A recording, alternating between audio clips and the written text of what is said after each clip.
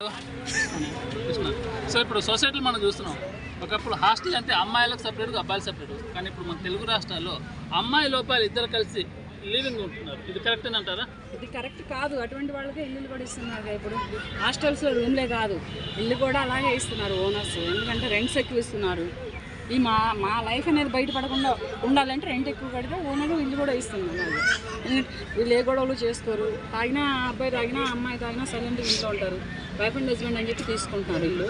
అటువంటి జంటలకి, అటువంటి యువతకే ఇప్పుడు రెండు తెలుగు రాష్ట్రాలలో కూడా ఇల్లులు ఇస్తున్నారు, హాస్టల్స్లో రూమ్లు ఇస్తున్నారు, అన్నీ జరుగుతున్నాయి. మరి వీళ్ళు ఇక్కడ కోలివింగ్ లైఫ్ లీడ్ చేసుకుంటూ వీళ్ళ భవిష్యత్తులు ఎక్కడికి వెళ్తున్నాయనేది నాకు అర్థం కావట్లేదు. అమ్మాయిలు అబ్బాయిలు కలిపి కోలివింగ్ లైఫ్ స్టార్ట్ చేయడం ఏంటి? ఈ లైఫ్లో వీళ్ళు ఎక్కడి వరకు వెళ్తున్నారు? వీళ్ళ సహజీవనమే కానీ వీళ్ళ గమ్యమే కానీ ఎక్కడి వరకు వెళ్తుందనేది నాకు కూడా అర్థం కాదు.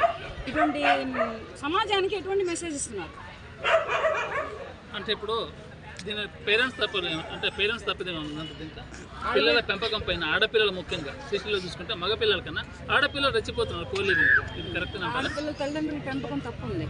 అమ్మాయిని మరి ఇప్పుడు అలా పెంచుతున్నారు. ఏంటంటే వాళ్ళు చదువుకుంటున్నారు, ఉద్యోగాలు చేస్తున్నారు అనుకుంటున్నారు. కానీ వీళ్ళు సిటీలు ఇల్లు వదిలి వాకిలు వదిలి సిటీలకు పయనమయ్యి ఆ సిటీలలో ఏం చేస్తున్నారు అనేది వీళ్ళకి తెలియట్లేదు. వీళ్ళకి తెలిసినా కానీ మరి ఊరుకుంటున్నారేమో తెలియట్లేదు.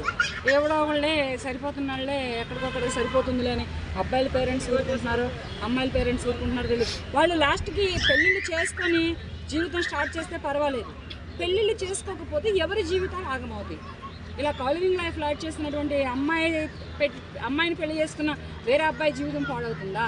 అలాంటి లైఫ్ స్టార్ట్ చేసిన అబ్బాయిని పెళ్లి చేసుకున్న వేరే అమ్మాయి జీవితం పాడవుతుంది. ఇది ఎంతవరకు కరెక్ట్ అనేది నాకు కూడా తెలియదు.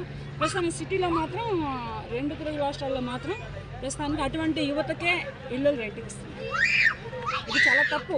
ఫస్ట్ పేరెంట్స్ తెలుసుకొని ఏం చేస్తున్నారు, పిల్లలు ఎక్కడ ఉంటున్నారు, ఎంతవరకు వీళ్ళు లైఫ్ లీడ్ చేస్తున్నారు అనేది తెలుసుకొని కొంచెం పేరెంట్స్ గమనిస్తే పిల్లల్ని బాగుంటుందని నేను కూడా కోరుకుంటున్నాను. ఓకే.